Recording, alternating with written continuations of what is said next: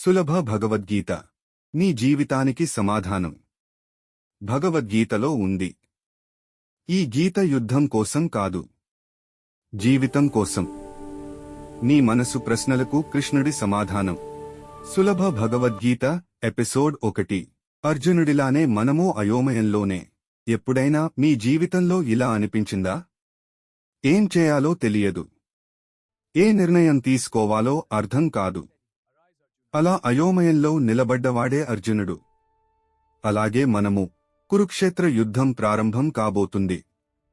అర్జునుడు తన రథంలో నిలబడి తన బంధువుల్ని, గురువుల్ని చూస్తాడు. ఆయుధం చేతిలో ఉండగానే మనసు చేతులు వదిలేస్తుంది. నేను యుద్ధం చేయలేను కృష్ణ అని అర్జునుడు అంటాడు.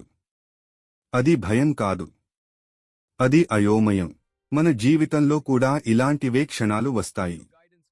ఉద్యోగం మార్చాలా? సంబంధం కొనసాగించాలా?